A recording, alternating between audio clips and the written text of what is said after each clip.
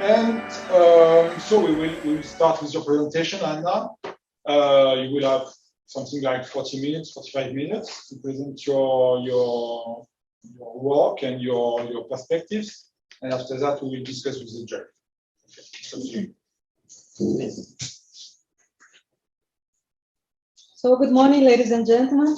First of all, I want to thank the jury for dedicating their time to read the report and also to be here today. So this presentation resumes my career and also the future proposal and perspectives. I divided the presentation in three parts. First, my beliefs, and also a presentation of my overview of my career, and part two with the scientific work, and part three with proposal and perspectives. And there's a color code so you can follow in the sidebar. I am Maître de Conférence, assistant professor in INSA Toulouse from 2019. I was born in Rio de Janeiro, near to Maracanã, maybe you know, in a university hospital. My mother was a mathematician, and I put some personal interest, especially in music, in this thing. Talking about my beliefs, I believe that a common language, it's important for science, and it's a sign of inclusion. I also think that this common language could aim us of different solutions of words problem. Also, I believe in liberty within the boundaries of respect, and also I believe that good results can only if we have a teamwork. Well, talking about my personal trajectory, I began my trajectory in UFRJ in Rio de Janeiro with a 5 regular year of mechanical engineering degree, followed by a 2 years master degree that is also regular in Brazil, 2 years, and then a doctoral degree where I did in UFRJ and also in Urbana-Champaign, University of Illinois Urbana-Champaign, where I was under the tutela of Professor Chief Kapoor, well known in manufacturing machine. Then I worked for 3 years in a steel plant manufacturing supplier, where I have the opportunity to visit many steel plants in South America. After I came back to academia, and I was approved in a public exam for Cefet, where I began to teach, and also in UFRJ after 3 years, where I began to teach and to advise my doctorate degree students. In this university, the first university of Latin America, and very well known in ranking, I had the opportunity to be associate dean of international relations for 3 years. That gave me a lot of maturity in the international relation world. Then, because of this, I made a sabbatical year in INSA Toulouse for 1 year to improve the research skills. Then I came back to Brazil, and after 1 year, I decided to come to France, and then I was approved for INSA Toulouse, and after 3 years, I am here presenting my HDR proposal. So in the report, I detailed all the activities that I did in teaching. Here, I just present in 2 columns, one related to manufacturing, and one related to fundamental mechanics and instruments in the 3 institutions I passed through. I would like to highlight 2 of these courses: manufacturing process, which give me an idea of proposing a translation of a book with the updated book in manufacturing, which is doing here, and also a machine that give me experience to publish this book with my former doctorate degree students. Let me present a little bit the difference between the formation, the diplomas in Brazil and in France, especially because I want to present the teaching activities related to research. So in Brazil, during the engineering degree, students can follow the work of a laboratory. They can have a small internship scholarship to become part of the lab, so they can study in the lab, they can work in the lab. And I had 22 of these scholarships during my life until now. Then in the end of the course, the final project could be in industry or it can be in the lab. So the students normally that they do for a lot of years in scientific initiation, they come for final project as well. And these projects are under the supervision of a doctor degree professor. So I could advise 24 of these. Some of those we publish in conference. It's also very interesting to present that in master in 2 years and doctor degree in 5 years, the first year is dedicated for courses, for technical courses with the professors in the university. So I had the opportunity to teach 4 of these courses. In France, it's also 4 years of engineering course. The last year, it's only with internship for a final project. And then that could be replaced by a master in this level, and then the doctor degree. So here, there's a possibility in INSA, we have one course of web research that we can introduce for 4th year students, our domain in research. And also I'm proposing this year a course in the last semester that we are organizing a course machine for research. Also in this year, it's possible to do internship in the labs. So I had the opportunity to have 3 students. Here's an overview of all the theses I've supervised. I would like to reinforce that a master thesis in Brazil is half thesis, half doctorate thesis, because it has 2 years with a jury and all the skills of a doctorate degree thesis. So I advise it in light color, the students that I advised in master, and in brown color, the students that I advised in master and the doctorate degree. And this icon are the international articles I published with them. So in total, in research, that's what sums these students that I could have the pleasure to follow and to introduce them to research. Also, I made part of some jury of thesis and also jury for recruiting professors, 3 here in France. A part of the professor task concern also being involved in administrative responsibilities in the institution. So I put all of them in the report. Here, I would like to highlight principally the coordination of some small laboratories, because in Brazil, laboratories are smaller and several of them. It's a different profile. And BRAFTEC projects with a double degree scholarship for students to come to France and do a double degree with BRAFTEC schools. And now I am in department level, I am responsible for incoming mobility. Also, I had the opportunity to coordinate some projects for research that I put here the budget, but I would like to highlight principally those who allowed me to buy equipment for research. Because when I began in the doctorate degree first year, I have no equipment for modeling, for developing modeling force forecasting. In the university level, as I told in the beginning, I was associate dean for engineering school for international relations. And at that time, I had a great team to work with me, and we were able to receive all this number of students, especially in the aim of Science Without Borders. That was a lot of students that was involved at that time.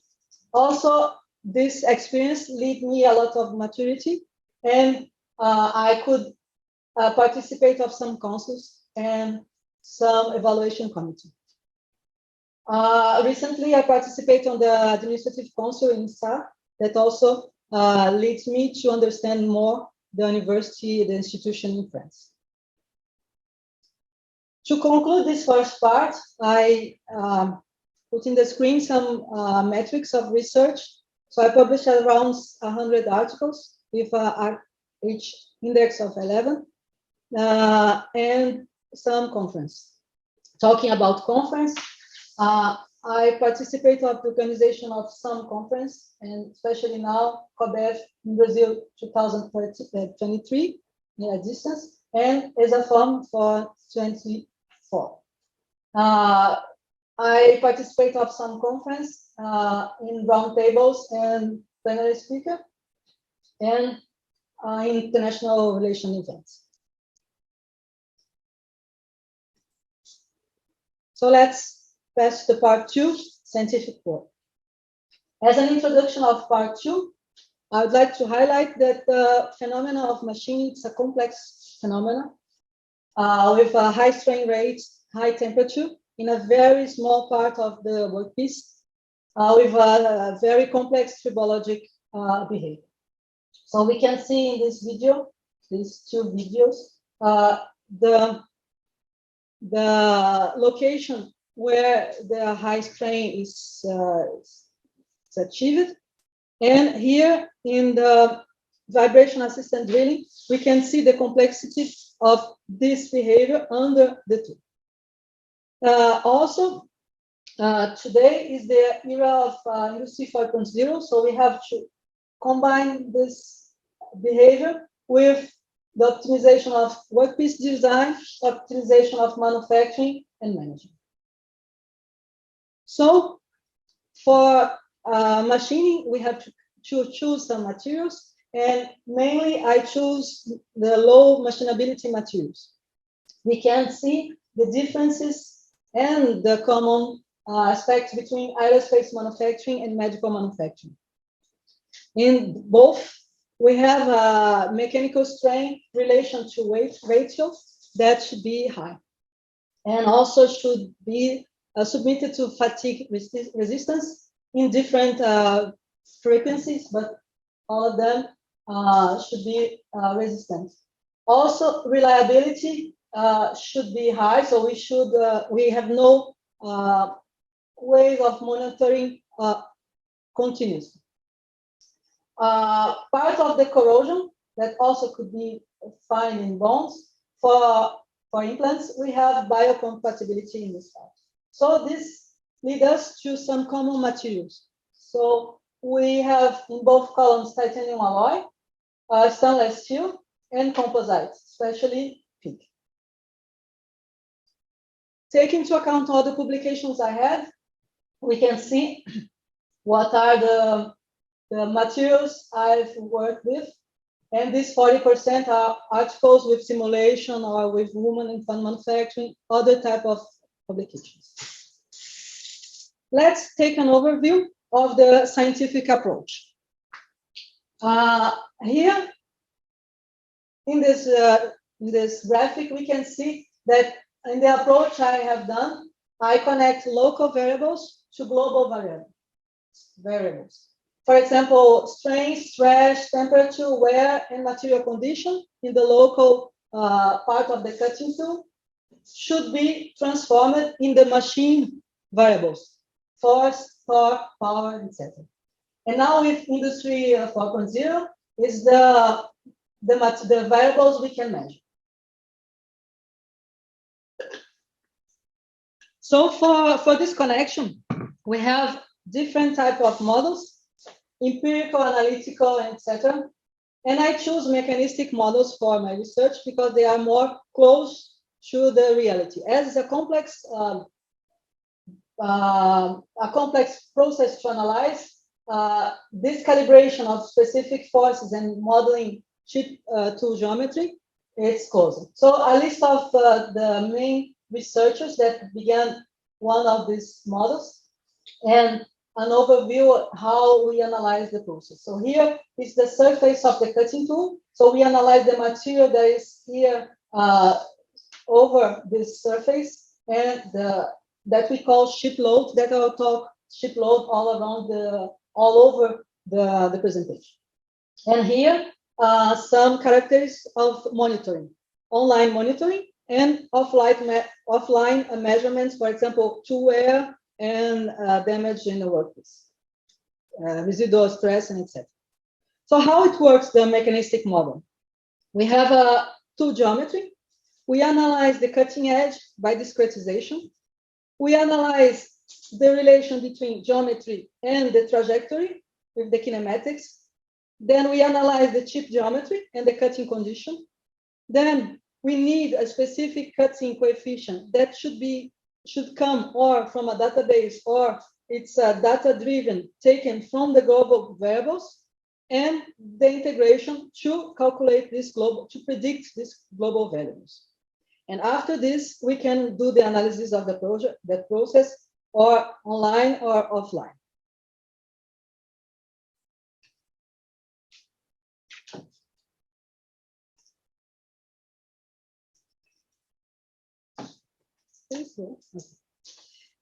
So that's the equation the main equation I normally use. So we have for each cutting edge part, we have a vector of forces that combines the ship load, the cutting edge, and the specific cutting pressure. So if there is a theoretic constant ship load area as cylindrical turning or axle drilling, the force should be constant in the local referential. And if the ship load changes, as for example in milling, we have a dynamic ship load area and dynamic force. So there are some challenges in this procedure. First challenge that I choose for my research was to find problems that has a complex ship geometry, that the local discretization of the cutting edge and load analysis is complex. Mainly the 3D trajectory. So the process where the feed direction in the axis of the tool are combined with the plane of the tool, ramp, circular, and helical. And also that the referential frames that we measure, the global parameters, are not the same, are far from the local characteristics. Also, I try to find another source of dynamic, that is the heterogeneity. So for example, in micro, the size effect, anisotropy, porosity, different layers of machining, and also intelligent machining, intelligent materials, that the property varies with the tension, the stress, or the local conditions. And the third challenge is when we have the monitoring. First, the tool is rotating, so it's not so easy to take image to calculate, for example, for image processing. Also, there is another source of variation, for example, noise and drifts in the dynamometer, that we have to differentiate from the other sources of dynamic. And also recently, another challenge is to communicate with the machine tool. That's not an easy task. Then, that's why I choose those processes in machining, thread milling, helical milling, micro milling. And the main objective is for force prediction, optimal parameters, and tool geometry. It's reflected in the article, so we can see that 74% of my articles relate to milling somehow, and just the other part for the manufacturing process. Let me just say a few words about the international context of the research. So in thread milling, I'm happy to say I was the first paper in force modeling of thread milling. And also that is the second and third more cited papers that I'm the principal of. We have only 24 articles published in this area, and 12 of them are related or to my group or to the group I was working with in Pune. Other relevant articles are in Canada and in Moscow and in China. In helical milling, we have much more articles due to the relation with aerospace industry. We have around 200 articles with principally Chinese institutions, and also I find some articles in a collaboration of Brazil and Aveiro, that is an ECRU partner, and we have treatises here in Clément Ader.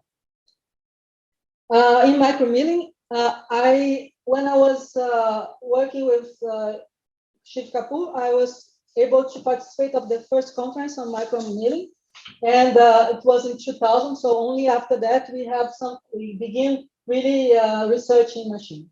So at that now we have this area is really spread all around the world. So let's take a look briefly in each one of these. So we'll take a glance very quick. So for helical milling, if we look in the orbital drilling, that is milling with a helical path, we can analyze the cutting edge in this cutting edge, the side cutting edge, and the lower cutting edge in the bottom. And this one for side milling, the helix angle is not is different from 0. So if we divide this stacks, it will come. The tool will enter step by step into the tool. And here there's no inclination of position angle. In the bottom one, we have inclination angle that change the uncut chip thickness. In thread milling, we have both. In the first article, I didn't consider this kappa angle. I considered different diameters of each one of the stacks. And then if we consider the other angle, we can have, and also the vertical feet, we have along the edge, the cutting edge, we have different uncut chip thickness. So it leads to, if we have a local force model that depends on the parameters, we have a local cutting diameter that is different, local rake angle, relief angles that are different. So the vector along the cutting edge change and the specific angles for the cutting edge change, then we have to sum as it's showing this picture. So I analyze some of these parameters. For example, in the first article, the increase of the helix angle in the model, also experimentally, we analyzed. And after, in 2013, in the Labomap in Cluny, for 3 months, I was there to make some experiments with tools that we asked for the industry. So they produce special tools for us with different rake angle and different helical angle. And we found with prediction and experiments the best helical angle, and so they changed the production with this information. Also, I applied the same procedure to a drilling tool. That is a tool that drills in the bottom, and there is thread milling here to do the processing one shot. The forces are much lower than tapping. The prediction was quite close, but the quality of the hole was not close. So we stopped the research that. So because of this helical, the end milling here, there are a lot of forces in the bottom, which lead to deflection, and then the precision of the hole is not good. I also applied for several other thread milling geometries, mainly for oil industry. And also recently I was analyzing a thread from shock industry here in France with an internship. And here this application can be done also for aerospace. Unspecificity, very important in helical milling, is that as the tool is rotating around its axis and also rotating around the hole, the referential frames are different. We have to change that. And also the tool envelope, the surface that the tool describes around its axis, connected to the trajectory, can combine in an overcutting or undercutting of the tool.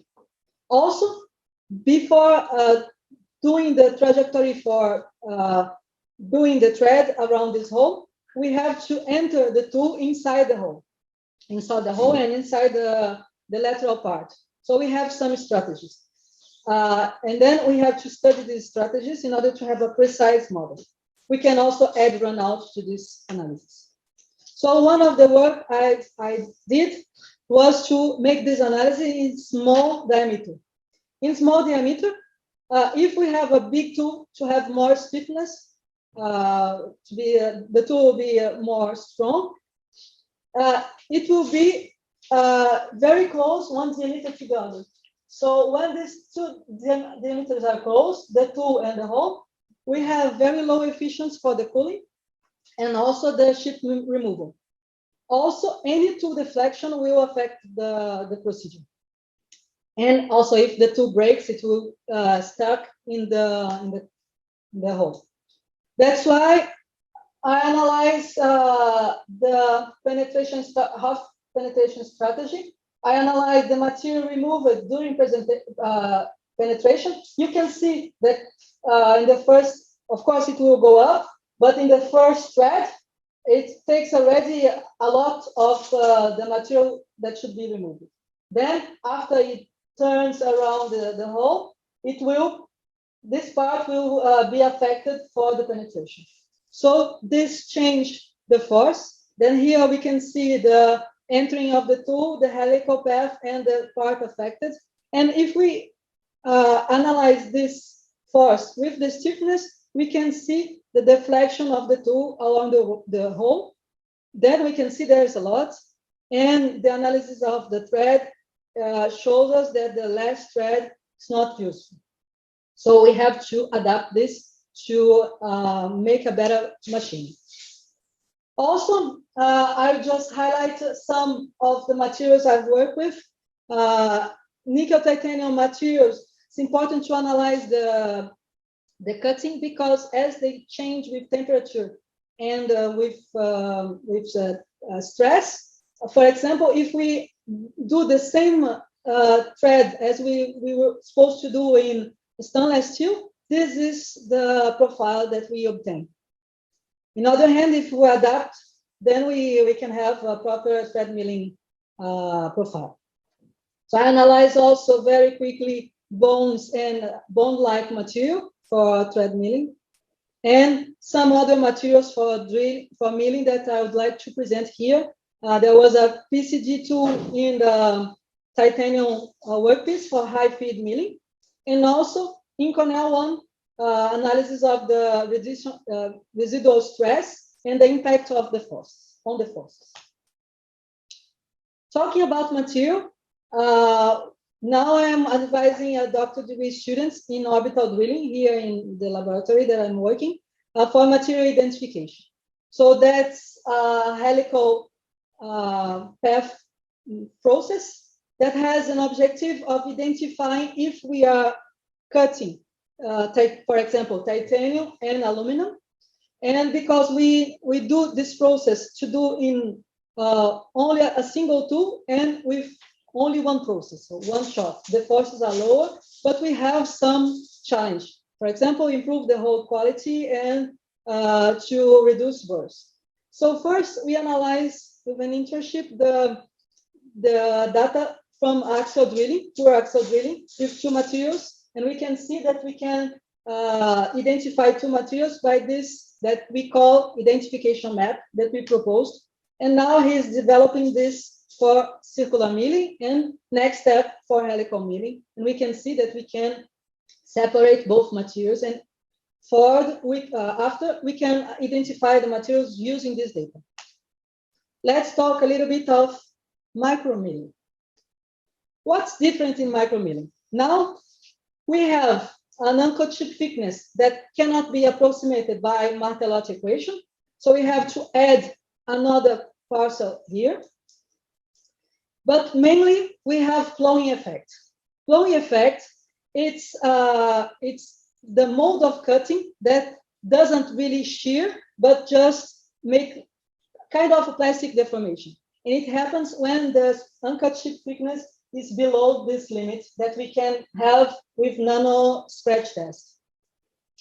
In milling, we have uncut chip thickness that begin with 0, achieve a maximum value and returns to 0. It means that here in micromilling, we have a lot of flowing in this region, then shearing and then flowing again. Another aspect very important in this is that we have in the local part of the cutting edge, the nominal rake angle is not anymore valid. Here we can have even a negative rake angle, and it changes a lot the cutting mode. And also there's elastic recovery due to that, to the cutting. Talking also about size effect, you can see in this table the materials that I work with, aluminum, super duplex, and titanium alloys. And we can see that the grain size is bigger than the feet per tooth. It means that we can cut at a time a different material. So I began, after we bought the equipment in Brazil, I began with aluminum modeling, that the influence of size effect, it's not that different, not that effective.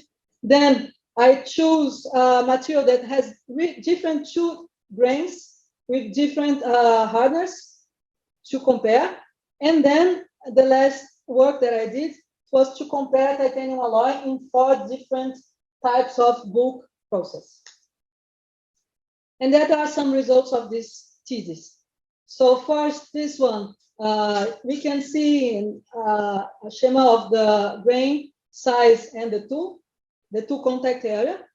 Here, the coefficients taken in a similar material to one phase of this super duplex, the other phase of super duplex, and the super duplex itself. And then here we can see the distribution along different feet per tooth and the specific pressure, specific force. Especially when we have the same material, the same titanium composition, but with different grains because of different bulk process, we can see after a certain value of feet per tooth, the difference are not so high. But if we can shoot the plowing effect and the lower uncut sheet thickness, we can see that this difference is much higher, even taking into account the uncertainty of the force. Also, in the last work, it was very important to analyze machinability, to see if there was a different machinability with different bulk materials for micromilling. And also analyze burrs, because we don't want to have another process to take out the burrs. So there's a need of optimization. Also, we can see that in the up milling side and down milling side is very different. I just present one slide of smart machining, what I've done until now. So it's important to think that the machine tool has already a lot of sensors. It means that we can use this data to improve or to substitute our sensors. For example, we can take the current, the spindle speed, the axis, and the power consumption for decision making. I began this communication with the tool with my colleagues in Cluny, that we took some data, mainly the CNC position and the angle position of the tool, to improve our model, to change the referentials here. And now in the lab, I am using the IPO control in CNC, that I can choose all the sensors in the machine. And for example, in this work, we are taking in the power and the vertical position for drilling analysis. So I enter in the third part, considering my background, my research background, considering the profile of the lab that works mainly with aerospace research that are similar to bioimplants, and take into account the challenge in the industrial Internet of Things, and also the reduction of the environmental impact, I propose to continue with the heterogeneous material for stack materials, structured materials, bonds, and smart material alloy, with the same process I was working with, or related process with this, but increasing in the degrees of smart manufacturing. So I will present the project considering these 4 levels of smart manufacturing. First level is the data-driven for modeling forces. That is high developed because it's what I've done until now. So I propose to continue a little bit with thread milling because of the knowledge I developed, but also I propose to apply for bone machining. And I'll present in the next slide details of the master thesis I'm co-advising in Brazil, and also the thesis in the lab that I'll begin this year. We have to say that the bone is a living tissue. It's anisotropic, there is a porosity system, and to machine bones, the temperature influence a lot the ductility and also influence the necrosis. We want to reduce the dead part of the bone. So we should study the cutting mode and the directions. We can see in this picture the two implants. So it's an implant that will be broken hereafter. So this will remain inside the bone. So we can produce this in titanium or in material that we can optimize. But first we have to study the bone itself. So I analyzed first what are the published papers, and I found out the 3 cutting modes for bones, and we can adapt these 3 cutting modes of bones in the models we have done already. For that, we are going to do the simulation considering these modes. We are going to measure the forces, but also to have these forces, we need the specimen. So we can have bovine bone, which I have already drilled before, machined before, but we can also produce by 3D printing bone-like material.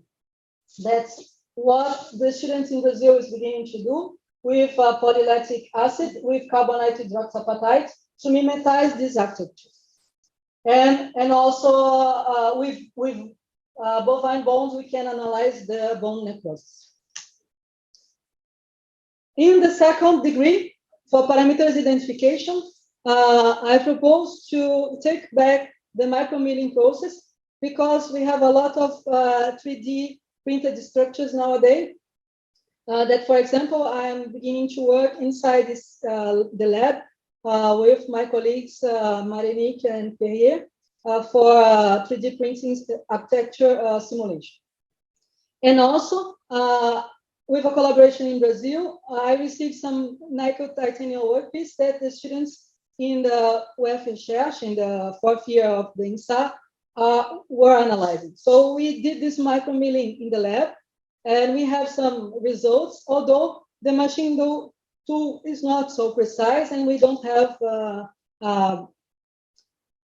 dynamometer to measure. So that's why I have to propose projects.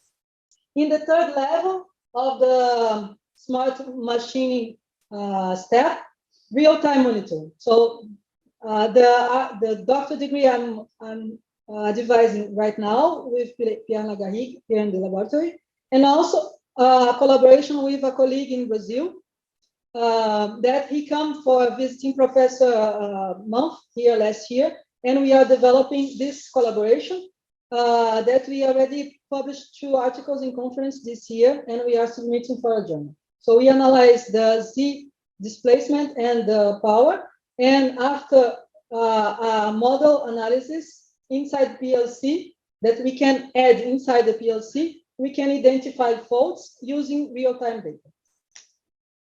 And finally, the last level of smart machining that I call actually smart machining, I am beginning to advise with my colleagues here in the laboratory thesis in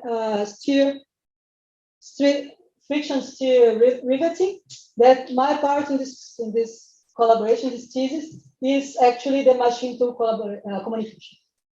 Also, I participate in an INR project that we proposed this year, and I'm finishing to write this seed project with Linköping University. To conclude, my actual and progress partners, I keep the connection with UFRJ. I am fully adapted to the laboratory with collaborations inside INSA and also ICA. I want to develop more collaboration with Toulouse University here in to be able to submit for local projects. I would like to keep my collaborations in France, and I am already developing collaboration in CIU, mainly with Linköping University, Trento, and Dublin University, and I'm beginning now with Aveiro as well. There are other potential international partners for the future. In woman engineering area, micromilling, smart machining areas. Connecting research and teaching. I'm proposing for this October a micro module in CIU that actually is a part of a model in INSA Toulouse of 3 CTS with the title Smart Machine, where I will be able, with my colleagues in INSA, to introduce research thematics to the students in the 5th year. Also, in the next future, I would like to adapt the teaching and practical for a network, taking into account that in the new building, we have several machines that are similar, so we can have a network with the machines and work with it, with the students. Also, I'd like to continue the collaboration that I have with UFRJ and Trento with this hybrid mobility program. And next future, I'd like to offer myself as to do small courses in English for the doctor's school. No conclusions. I presented my career that shows that I have a lot of experience in teaching in all 3 levels. I wide experience in teaching in academia, responsibilities in academia, that I developed research in different topics and projects, that I developed international inter-institutional collaboration, and that I already advised some PhD students. For the project, it's mandatory to be involved in more projects to finance the next doctoral degree thesis. And my vision is to develop mainly knowledge in smart machine in aerospace, taking into account sustainability, the industrial and social parts. And I would really like to participate in medical manufacturing solutions for research and technology. And finally, to consolidate an international research team in manufacturing. So I'd like very much to thank you all to be here in this room, also online. I'd like to thank the jury. Mainly, the professor was more in touch with me to organize this defense. Professor Paredes and Professor London, and all the person that worked with me along my career, all the students that I learned a lot with them, all my colleagues from UFRJ, from Urbana Champaign, from Cefet, from INSA, from INSA Toulouse, and Institut Clément Ader. I'd like to thank my family. It's not easy to be far, and my friends. And I thank you for your attention.